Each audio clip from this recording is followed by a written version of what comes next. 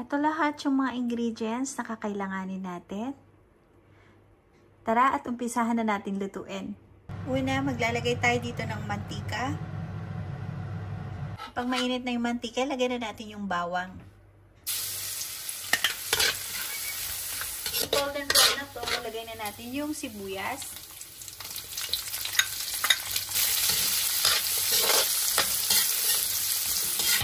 Kapag nasangkot siya na natin itong mabuti, lagay na rin natin yung ating giniling.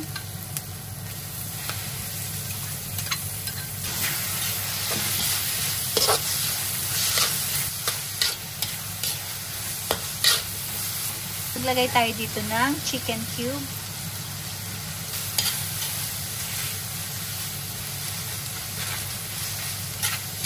Lagay na rin ako dito ng paminta. Lagay na rin natin itong ating kamote, bagu beans, carrots,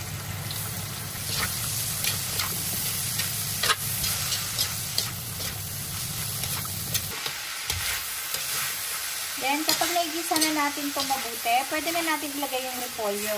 Huwag natin itong i-overcook para hindi malamog yung gulay. Kasi ipiprito pa naman natin ito mamaya kapag nabalot na natin sa wrapper.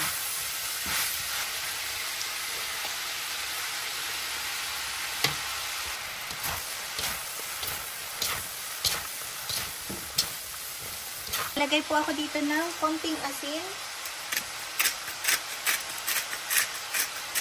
Lalagay na rin ako ng konting liquid seasoning. Mga 2 tablespoon yung liquid seasoning na lagay natin. Then, haluin na natin ito.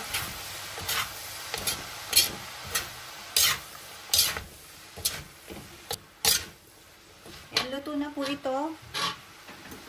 Then, palalamigin lang natin to bago natin to ibalot sa wrapper.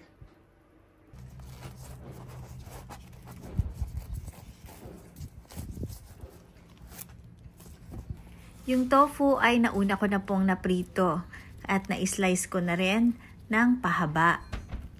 Then, tsaka natin ilalagay sa ibabaw nito. Then, tsaka natin to ibabalot.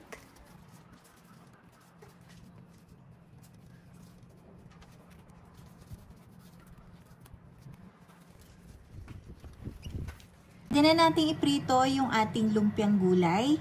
Bali, nakagawa pala ako dito ng 50 pieces. Pag mainit na yung ating mantika, lagyan na natin yung ating lumpia.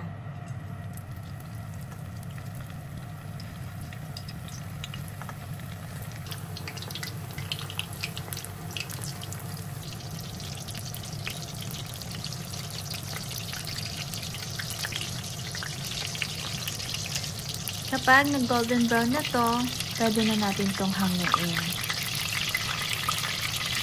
Sana nagustuhan niyo ang ating recipe na sinare for today. Thank you for watching. See you in my next video. Bye!